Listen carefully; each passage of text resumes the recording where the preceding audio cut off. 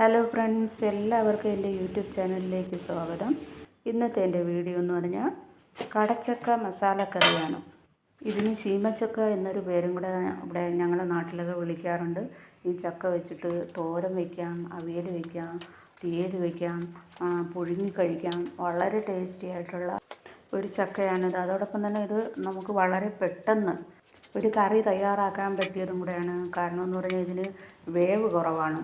ഞാനിന്നൊരു മസാലക്കറിയായിട്ടാണ് വയ്ക്കുന്നത്. ചക്ക നന്നായിട്ട് ചെത്തി അതിന് ചെറിയ കഷ്ണങ്ങളാക്കി അരിഞ്ഞെടുത്തതിന് ശേഷം ഒരു സവാളയും ചെറിയ ഉള്ളിയും കൂടെ നന്നായിട്ട് അരിഞ്ഞെടുത്തിട്ട് ആവശ്യത്തിന് എണ്ണ ഒഴിച്ച്, അതായത് വളരെ കുറച്ച് എണ്ണ ഒഴിച്ചിട്ട് കടുകിട്ട് പൊട്ടിക്കുക.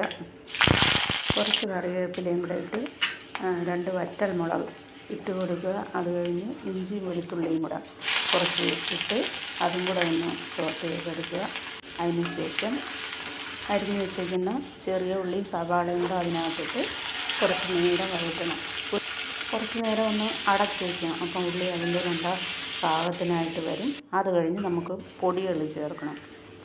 മുളക് പൊടി, മല്ലിപ്പൊടി, മഞ്ഞൾപ്പൊടി, വളരെ കുറച്ച് ചിക്കൻ മസാല പൊടിയും കൂടെ ഞാൻ ഇതിനകത്ത് ആഡ് ചെയ്യുന്നുണ്ട്.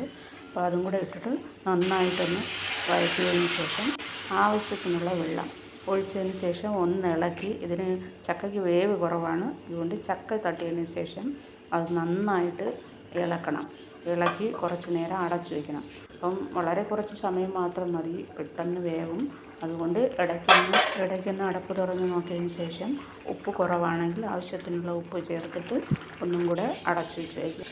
അവസാനം വളരെ കുറച്ച് തേങ്ങാപ്പാലും കൂടെ നമ്മൾ ഉപയോഗിച്ച് ഒന്ന് ഇളക്കുന്നുണ്ട്. അത് ആവശ്യമുണ്ടെങ്കിൽ ചേർത്താൽ മതി, ഓപ്ഷണലാണ്. അങ്ങനെ നമ്മുടെ കടച്ചക്ക മസാലക്കറി ഇവിടെ റെഡി ആയിട്ടുണ്ട്. എല്ലാവരും കറി ട്രൈ ചെയ്യുക. എൻ്റെ വീഡിയോ നിങ്ങൾക്ക് എല്ലാവർക്കും ഇഷ്ടപ്പെട്ടെന്ന് ഞാൻ കരുതുന്നു. എല്ലാവരും എൻ്റെ വീഡിയോ ലൈക്ക് ചെയ്ത്, ഷെയർ ചെയ്ത്, കമൻറ്റ് ചെയ്ത് സബ്സ്ക്രൈബ് ചെയ്യണം. അതോടൊപ്പം തന്നെ ഞാനിനി ഇടുന്ന എല്ലാ വീഡിയോകളും നിങ്ങൾ കാണുകയും സപ്പോർട്ട് ചെയ്യുകയും ചെയ്യണം. അതോടൊപ്പം തന്നെ നിങ്ങളുടെ നാട്ടിൽ ഈ ചക്കയ്ക്ക് എന്ത് പേരാണ് പറയണതെന്നുള്ളത് കമൻറ്റിലൂടെ അറിയിക്കണം.